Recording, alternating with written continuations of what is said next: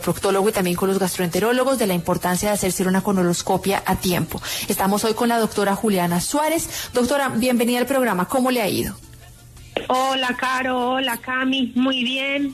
Muy contenta de poder hoy en el Día Mundial de la Lucha contra el Cáncer de Colon traer este tema tan importante. Doctora Juliana, cuando alguien es diagnosticado con cáncer de colon, o ni siquiera cuando no es que sean diagnosticados necesariamente, sino que cuando reciben los resultados después de la colonoscopia, a veces dicen, oiga, es que me aparecieron unos pólipos. ¿Eso será cáncer o no es cáncer? ¿Cómo le podríamos explicar a nuestros oyentes, doctora, para diferenciar si nos llegan a dar un diagnóstico de pólipos en el colon, cuándo estos pólipos podrían ser cancerosos? Los pólipos es un crecimiento de células. Yo siempre le digo a las personas que es como un lunar de carne, que algunos, no vamos a decir que todos, pueden terminar en un cáncer de colon. Es la secuencia que sabemos que sigue la mayor parte de los casos de cáncer de colon. Empiezan en estas lesiones muy pequeñas que se encuentran dentro del colon y no van a dar ningún síntoma. Hasta que muchos años después se cree que una secuencia de pólipo cáncer de colon puede tardar hasta 10 años, ya va a empezar a dar síntomas. De ahí la importancia de realizar estudios de prevención a tiempo. Hay unos pólipos que nosotros les llamamos de riesgo, que tienen unas características al momento de la colonoscopia total y son a los que nosotros, digamos, más vigilancia y más ojos les ponemos. Doctora, ahí me surge una pregunta. ¿Estos pólipos uno puede sentirlos? ¿Hay síntomas de esto? ¿Duele alguna parte del cuerpo? ¿O realmente la única forma de saberlo es mediante una imagen diagnóstica, una colonoscopia? La mayoría no van a dar ningún síntoma. El cáncer de colon en etapas tempranas es completamente asintomático. Dependiendo del tamaño del pólipo, hay pólipos muy grandes que se pueden, digamos, sangrar, y entonces el sangrado rectal es una de las banderas rojas o signos de alarma, diarrea, pero la mayoría de veces los pólipos no van a dar ningún síntoma, como tampoco el cáncer de colon en etapas tempranas. Es por eso que la mayoría de asociaciones mundiales y locales alrededor de este tema estamos hablando de realizar estudios de prevención, incluso en individuos promedio que están asintomáticos. Toda persona que tiene síntomas como sangrado, pérdida de peso, cambio drástico en la evacuación, una diarrea que no mejora, estreñimiento, gran dificultad de un momento a otro para defecar, anemia, pérdida de peso, es candidato al estudio. Pero si no tienes ningún síntoma y has llegado a los 45 años de edad, es momento de hacer el estudio de prevención. Doctora Juliana, fíjese que a mucha gente le parece complicado el examen de la colonoscopia, sobre todo por la preparación, porque hay que laxarse, hay que hacer como una dieta previa, y a uno le da pereza y uno dice, ay, el otro año lo hago, el otro año lo hago. Una vez estábamos hablando que la gente se debería hacer este examen después de los 45. ¿Para quién debería ser previo a eso el examen, doctora Juliana? ¿Quiénes deberíamos someternos a la colonoscopia antes de tiempo? Hay muchas más, digamos, clasificaciones de riesgo, y uno debe establecer en consulta el riesgo de cada persona según muchos factores, antecedentes familiares, por ejemplo, hábitos, antecedentes de otros tratamientos médicos como radioterapia, enfermedades como la enfermedad inflamatoria intestinal. Pero uno de los más importantes es que haya un familiar o más en primer grado de consanguinidad, es decir, que el papá, la mamá o los hermanos, alguno tuvo un cáncer de colon. En ese caso, el estudio debe empezar 10 años antes de la edad en que fue diagnosticado el familiar, o a los 40 años, lo que ocurra primero. Siempre les doy este ejemplo. Si su papá tuvo cáncer de colon y fue diagnosticado a los 38 años, usted tiene que empezar a los 28 años, es decir, 10 años antes de la edad que fue diagnosticado su padre. Doctora, mire que Carolina decía al inicio del programa que de hecho llega a ser el segundo cáncer con más incidencia a nivel mundial. ¿Las cifras han crecido, doctora? ¿Esto tiene alguna causa específica? Sí, es una enfermedad que tiene muchos factores como todos los casos de cáncer en general, pero pensamos que tiene mucho que ver con la alimentación ultraprocesada, con el alto consumo de embutidos, dietas muy bajas en fibra. Se considera factor de riesgo la obesidad, el sedentarismo claramente, la diabetes tipo 1 y 2, incluso viéndolas como enfermedades, digamos, metabólicas. Entonces todo nos va llevando como a lo mismo, ¿no? Vida con mucha velocidad, no tener tiempo para hacer ejercicio, no tener tiempo para comer bien, ha hecho que en países como Estados Unidos, donde estudian mucho más las cifras, se vea un aumento de casos de cáncer de colon en personas mucho más jóvenes. Están viendo casos en personas de 25, 30, 40, 45 años y bajaron la edad de inicio de prevención a 45 años. Nuestras guías todavía mencionan 50 años como el punto de corte, pero no sería raro que en unos años estemos girando también a decir que es 45 años la edad de inicio de tamización o incluso antes. Doctora Juliana, vamos a darle paso a Jackson, que está en la línea, que nos quiere hacer una pregunta. Jackson, muy buenas tardes. Vale. Buenas tardes para todos, gracias, y para la doctora en especial. Bueno, doctora, claro. Yo soy una persona que generalmente me han hecho regularmente la endoscopia y la colondoscopia, y pues todo ha salido pues normal con la cuestión de una gastritis crónica antral, y bueno, pero últimamente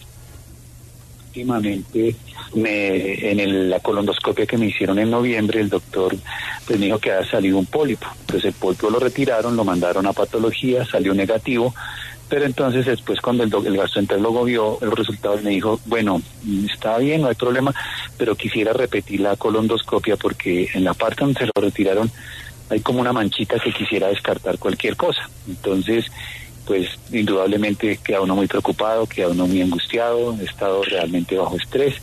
Ya me la van a realizar pero de 15 días la nueva colondoscopia, y pues claro, uno se pone a escuchar, y en este caso pues a personas como ustedes que saben. Entonces digo, ¿cuál es mi preocupación? Pues sí, realmente pues ya era un pólipo pequeño, pero entonces ¿cuál es el paso a seguir? ¿Qué tengo que pensar? Porque me preocupa, ¿no? Indudablemente, como todo ser humano, pues una situación de estas que pues me afana.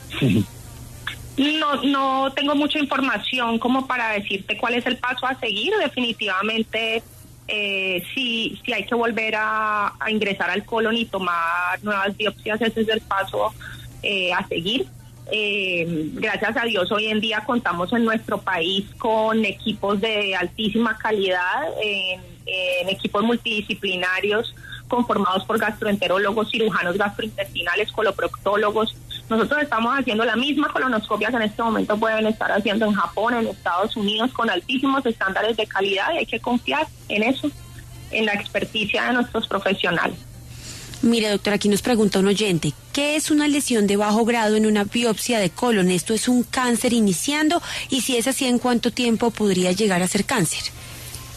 Muy poca información realmente con esa frase. Nosotros hablamos de pólipos de riesgo cuando son pólipos que tienen componentes en la parte de histología vellosa, mayores de 1 centímetro, pólipos que de pronto la patología también es aserrada, por ejemplo. Son pólipos que nosotros, dependiendo de muchas características que son difíciles de explicar aquí, los sometemos a programas de vigilancia, digamos, un poco más estrechos, lesiones de extensión lateral. Entonces empieza uno a entrar en una terminología que puede ser complicada para las personas. El mensaje que tiene que quedar aquí es que los equipos de gastroenterología y coloproctología de este país estamos en la capacidad de hacer esa vigilancia, que la colonoscopia total es un estudio muy seguro. Realmente la tasa de complicaciones es muy, muy baja, es menos incluso del 1%. Tenemos preparaciones de colon que hoy en día son muy sencillas, de bajo volumen, con mejor sabor. Hay gente que le sigue teniendo mucho miedo al estudio. Es un estudio que se puede hacer con sedación, sin dolor, sin recuerdo, sin molestia. Entonces, lo que hay que hacer es consultar y discutir este tema con el médico tratante, como yo ya tengo 45 o ya tengo 50 años, creo que ya me toca el estudio, y solicitarlo, incluso ser muy proactivo en esto, ¿no? Doctora Juliana, fíjese que cuando uno habla de sangrado fecal, apenas a uno cualquier cosa le sangra hasta un dedo, uno se asusta porque sangrado es sangrado. Ahora, uno hacer popó y que le sangre el popó, pues es un poco más alarmante. Quisiera preguntarle de qué manera que nos sangre la cola cuando vamos a hacer popó, podríamos llegar a relacionarlo con cáncer de colon. Es una excelente pregunta. todo sangrado amerita una consulta, amerita no pasarlo, digamos, por alto. Yo he tenido casos en los que he diagnosticado cáncer de colon y la persona me dice que tuvo un sangrado 2 años antes, que pudo haber sido abundante en ese momento, pero paró, ¿sí? Entonces, todo sangrado, por pequeño o grande que sea, amerita una consulta. Obviamente, si es un sangrado mayor, si la persona se siente mareada, débil, hay anemia, pues incluso puede ser necesario ir por urgencia. Pero este es un tema que siempre hay que comentarlo con el médico. No siempre es cáncer, no hay que tener miedo, porque es que el miedo a veces paraliza a las personas. Hay que hablarlo con el médico, a veces es una fisura anal, es un desgarro en el ano, son unas hemorroides, pero como no lo podemos muchas veces distinguir sin un estudio caro, siempre hay que consultar y hay que definir la necesidad de hacer la colonoscopia total. Es ideal hacerla, ¿sí? Porque entonces ahí uno ya descarta, listo. Es simplemente un desgarro porque hubo estreñimiento o hubo diarrea y la persona está más tranquila y el médico también. Estamos con la doctora Juliana Suárez hablando de... Estamos hablando en Salud y Algo Más sobre el cáncer de colon con la doctora Juliana Suárez. Y mire, doctora, tenemos tantos en el chat, tantas preguntas en el chat, pero quiero compartirle esta que nos hace un oyente. ¿La diverticulitis puede terminar en cáncer de colon? No se ha encontrado esa relación, eso me lo preguntan mucho. ¿Qué es lo que pasa? Hay unos factores de riesgo para cáncer de colon que, digamos, algunos son similares para enfermedad diverticular. Entonces, no tener un adecuado consumo de fibra en la alimentación, por eso insistimos en el consumo de frutas, verduras, nueces, semillas, leguminosas, granos enteros. Un consumo excesivo de carne roja. Ya hay demasiados estudios y mucha evidencia que ha relacionado el consumo excesivo de carnes rojas y embutidos, carnes procesadas con cáncer de colon. El sedentarismo, la obesidad. Entonces, digamos que es por eso que de pronto la gente cree que un divertículo puede terminar en cáncer, pero no tenemos ese tipo de evidencia hasta el momento. Mire, doctora, nos pregunta un oyente, Luz, ¿cuáles son los laxantes de los que habla la doctora para la preparación de la colonoscopia? A mí me siguen enviando el citromel, que no es nada agradable de sabor. Cuando hablamos de laxantes de bajo volumen, estamos hablando, por ejemplo, de picosulfato, de sulfato de sodio con sulfato de magnesio y sulfato de potasio, pero esto no es para automedicarse, porque hay que mirar, por ejemplo, que la persona que va a realizar el estudio, pues su función renal esté bien. O sea, nosotros chequeamos algunas cosas, entonces esto es importante discutirlo con el médico y que sea el médico y la unidad de gastroenterología la que le recomiende la preparación al paciente. Eso es importante. Y son preparaciones pues que saben muy bien, son fáciles de tolerar, y lo otro es un error que comete la gente muy frecuentemente, es que el día antes del examen solo se toma la preparación y no se hidratan bien. Entonces en mi página yo, por ejemplo, les tengo la receta del consomé del día antes de la colonoscopia. Puedes consumir gelatinas que no sean de color rojo, paletas, bebidas claras. Entonces no es que vamos a aguantar hambre el día antes del estudio, es hidratarse muy bien, que eso es importante para que sea más tolerable. Doctora, ¿cuál es el pronóstico de vida de esta enfermedad una vez detectada? ¿Podría llegar a ser el cáncer de colon mortal? ¿Es uno de estos cánceres que inmediatamente se hace mortal o es más su mortalidad porque se hace metástasis?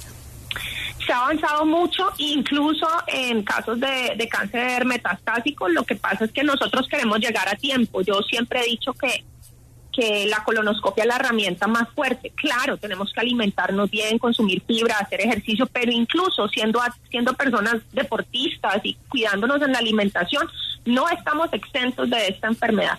Entonces, si lo detectamos a tiempo, se puede curar operándose incluso por colonoscopia, o sea, lo podemos operar por endoscopia. Hoy en día en nuestro país tenemos esas técnicas.